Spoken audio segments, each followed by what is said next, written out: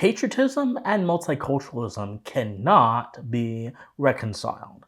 Now, before I get into this video, I must do some housekeeping to ensure that there is a minimal possibility for my words to be construed.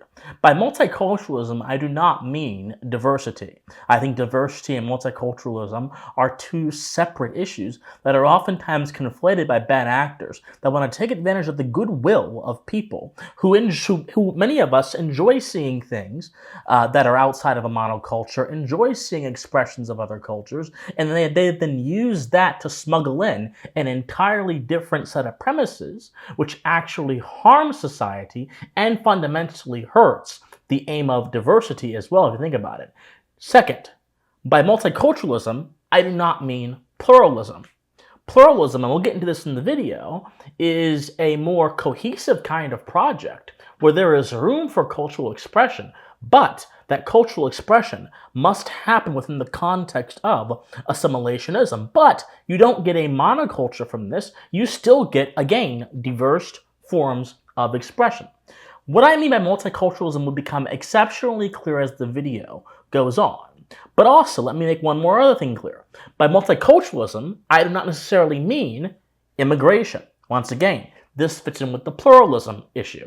If people come from a foreign country and they assimilate, well, it's like they never actually brought their own values from the other country into your country, and there's no tangible change, except maybe in aesthetics. So I just wanted to get all that out of the way. So as this video goes on, we're going to look more into this issue, and I'm going to explain to you why, in the proper sense, properly understood, you cannot reconcile a love for your country with the adoption of a kind of cultural relativism, which is endemic to multiculturalism. Before we get into that, my friends, hello. I am Christian Watson. Thank you guys so much for being here. If you enjoy political and social commentary with a philosophical bent, then I implore you, please like, share, comment, subscribe, do whatever you can to get this message out there, my friends. Even if you disagree with me, my intention here is to build an army of thinkers, of people who, again, whether we agree on certain issues or we don't, are going to engage with the issues of the day in a critical way, and also they're going to do so within the context of keeping an eye towards the restoration of the American Republic. So thank you guys so much for being here, and now let us get into the video. So the topic of multiculturalism has become rather in vogue recently due to the recent cultural upheavals of several European countries, and here, of course, the United States of America, whether it be, of course, the Southport stabbing, which caused a lot of different controversies over the compatibilities of certain cultures that have integrated into Britain, and if those cultures are demeaning the English way of life, whether it be the Syrian refugee issue, which has caused Germany to suffer also a lot of migrant crime, but not only that, a lot of social disunity and discohesion, if you could even say that has threatened the national identity of that country, whether it, of course, be in Sweden, where the same exact thing happened, or whether it be right here in America, where a lot of jurisdictions around the country, from places in California to Colorado to other places, have integrated other cultures into the country, and they have done so on the basis of providing them welfare and preferencing them over native populations. In any way you try to split this, this is an incredibly severe issue. But this issue has particular implications for the patriot.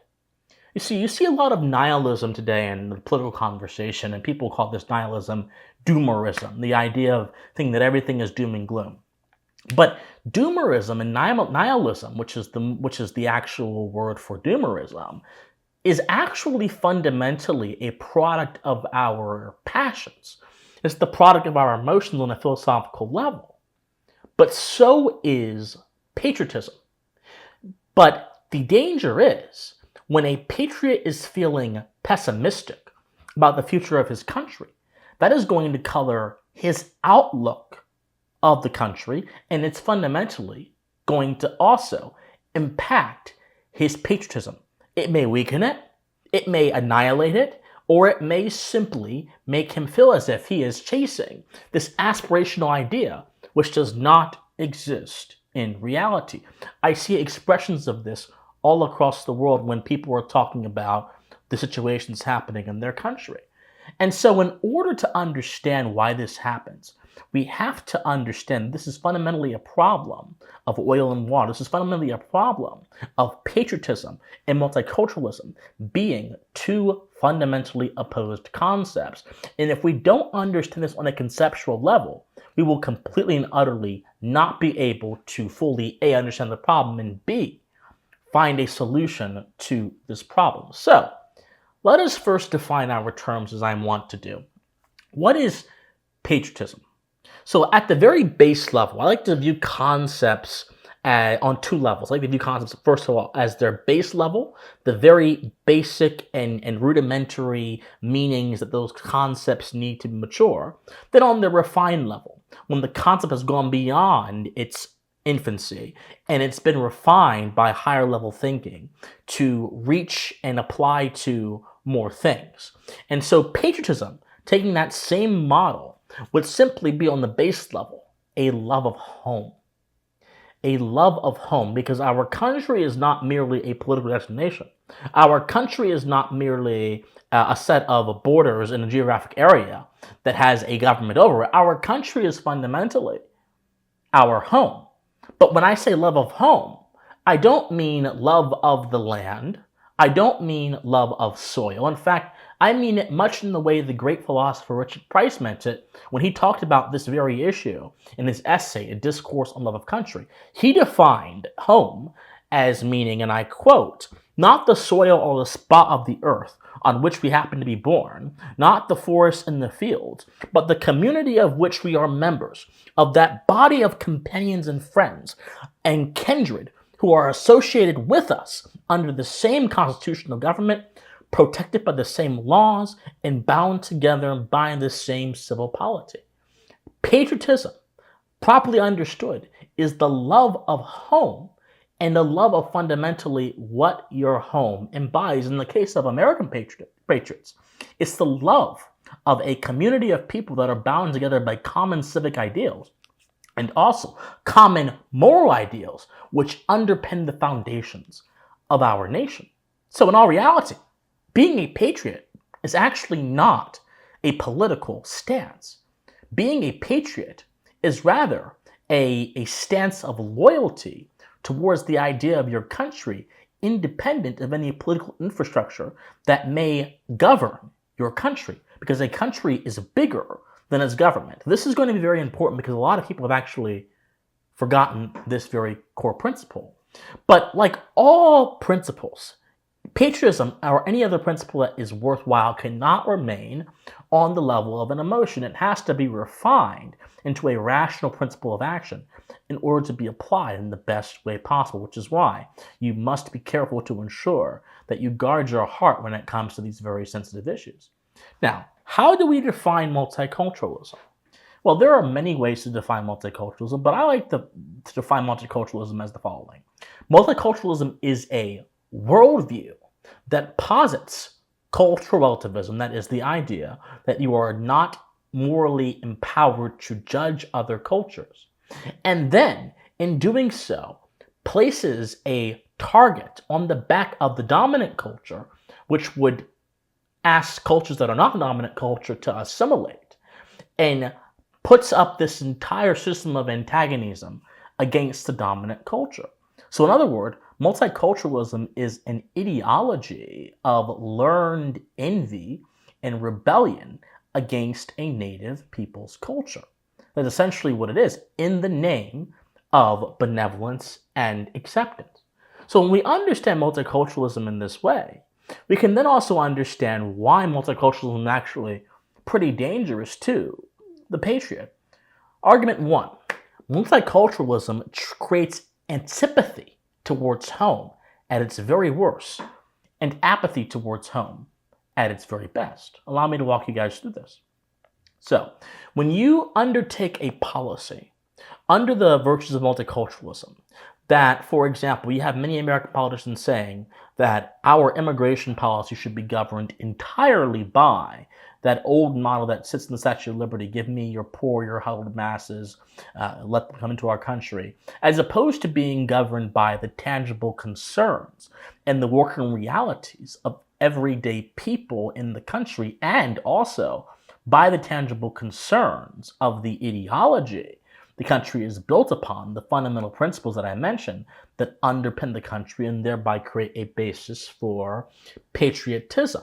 When your entire policy in that regard is one of benevolence that comes from wanting to help the downtrodden, the different downtrodden, because there are a lot of downtrodden folks right here in America, but you don't see them, for example, getting massive shelters in Chicago, that which displace the native people's own convenience and their own resources, as has been noted by a lot of average people. You don't see them that this happening for them. When you operate under this kind of policy, you ultimately, whether it be intentionally or unintentionally, create a kind of apathy to what is actually going on in your home.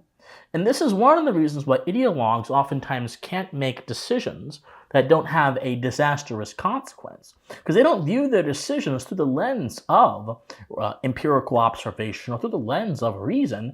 They view their decisions through the lens of adherence to their own ideas and believing their own wisdom over the tested wisdom and truth of experience. It creates the antipathy when you can reduce an entire country to the worst part of itself. This is something that the 1619 Project did with America. This is something that over in the UK, the activists over there are doing by calling Britain a colonizer nation. This is something that a lot of different people who have the multicultural framework use to justify certain actions within a nation by virtue of leveling that nation down to its worst parts and completely and utterly ignoring its best parts. This creates an antipathy, a hatred of home. In the presence of this, patriotism suffocates.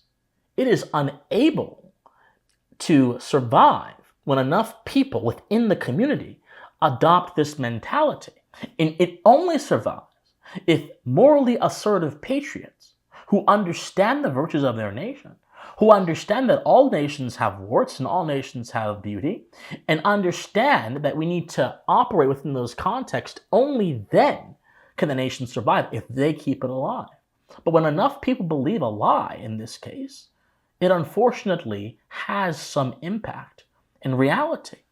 Number two, multiculturalism treats diversity as a moral value, whereas patriotism may be agnostic on the issue of diversity, or it may treat diversity as a secondary or tertiary aim beneath the broader ethos of that particular, of the country's particular virtues.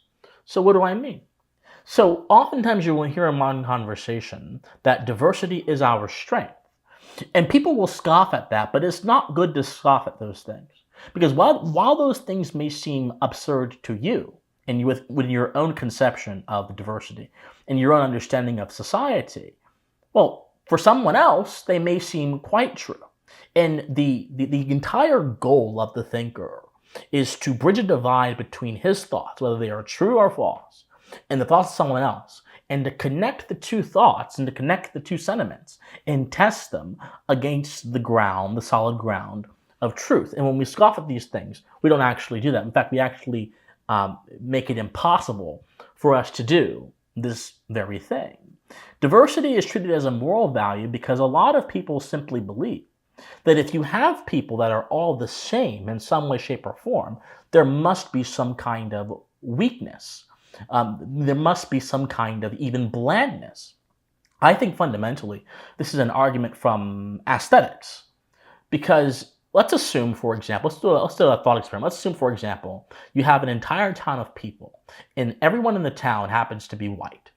But everyone in the town happens to do different things. There are plumbers, there are electricians, there are doctors, there are authors, there are poets, there are policemen, there are firefighters. Everything a town needs under this thought experiment would be satisfied except that hunger that some people have in their minds for a kind of aesthetic differentiation. So truly, diversity as our strength is really only an aesthetic argument that seems plausible, because people can then relate that argument to their own experience and justify it solely by their own experience. But when you justify something by your own experience, you commit the flaw of reducing the world to your own mind. You commit the flaw, rather, of solipsism. You cannot justify a particular truth or claim by your own experience because you are a finite person living a finite life, and truth comes from looking beyond your own experience in some cases and considering other factors that may not appear to you at a particular time. So therefore, having this aesthetic argument for diversity cannot be justified under any kind of rational sense, because we understand that aesthetics do not necessarily translate into something that is substantive. Just because someone looks a certain way because of a certain culture does not mean they're going to be a net negative or a net positive for the community. But when you treat diversity as a moral value, you now make that your goal, and you can then justify things that are blatantly immoral, such as reverse discrimination, such as equity policies, which deprive others in the name of helping others, which is a paradoxical thing if you think about it. And you can then normalize behavior that is fundamentally toxic to civil society and the notion of justice upon which society is built. The Patriot says, my fundamental concern is the health of my nation, the health of civil society, in the context of those civic ideas that I love, the love of home. It is not, rather, this abstract notion of what my nation should be being imposed on high by those who fancy themselves to have a certain kind of wisdom, kind of moral wisdom.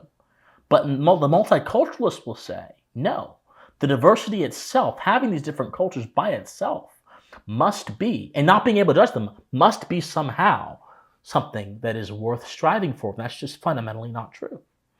But argument 3, and this kind of feeds into what I talked about, the antipathy towards home. But argument 3 is that multiculturalism inevitably erodes the cultural symbols which inspire patriotism and maintain national identity.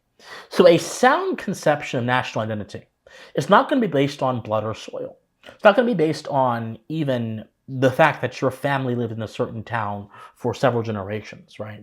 Josh Hawley called this the politics of home. That's a misconception. A sound national identity is going to be based upon those things about the nation, not the nation as a political concept, but the nation as a historical phenomenon, the nation as an ideological phenomenon. And again, America is really unique in this case because we're one of the few nations that were conceived from the outset with a set of axioms, set of ideological principles in mind. It's going to be taking that into account and then integrating those things into how you appreciate the nation day in and day out. And part of that is going to be those traditions. Part of that is going to be those statues you see that are up of these great gentlemen who may have had a flawed past, but may have also helped accelerate the growth of your nation. Part of that is going to be having physical reference points for the history of your nation. But multiculturalism says that in the name of sensibilities, in the name of diversity, in the name of not offending people, in the name of correcting the cultures of the past, we have to abandon certain cultural symbols and erect others. There's a reason, for example, why at a university in Arizona, there were 2 white guys that were in a multicultural center, and they were kicked out because their identities were symbols to the people within that center. Them being white was a symbol of oppression to the people in that center. Well, just as multiculturalism has symbols, the Patriot also has symbols. And those symbols are rooted in the history and the ideology of his nation. But multiculturalism may say those symbols too are oppressive, and we've seen this exact argument exercised to abolish statues of Thomas Jefferson, of George Washington, of General Marquis de Lafayette, one of my personal heroes, one of the guiding lights, intellectual lights of the revolution, of William Penn, the guy who quite literally, his bequeathment of property quite literally jump-started the abolitionist movement. He has also been attacked by the multiculturalists. These people will eradicate your culture and your symbols in the name of building a better future, when in all reality, if the patriot cannot be sustained by reference points, by familiarity, then the patriot's ability to love his country is not impossible, of course not, but it's weaker. Because the country is not just an idea, there's also a place as well. I think that America fundamentally is founded on ideas, but those ideas must take material form. Because if ideas don't take material form, then they can be nothing more than a delusion or a fantasy. You have to show the results of these ideas. So as I close this video, I must tell all of you that there's nothing wrong with diversity. There's nothing wrong with having people of different cultures within your country. But there is something wrong with people from other cultures coming into a country and demanding things of that country, of imposing false moral paradigms upon that country, of trying to use the infrastructure of that country to build or reshape that country in their own image, and them denying the foundations of the country in order to replace them with their own foundations. There's nothing terribly wrong with that. And there's also something wrong with refusing to assimilate in a country if you decided to go move to that country upon your own accord, or even if you don't, even if you're just there and you were brought there, because you were fleeing a bad situation, it is still your duty to assimilate. But the moment, I think, desperation, because we see a lot of different people that come from war-torn areas, they're desperate. And a lot of these multicultural organizations will then use desperation as an argument. When desperation becomes a political argument, that suspends all reason and logic and has us operate under a environment of sheer emotionalism, which can then be used to justify tearing things down that people have distaste for.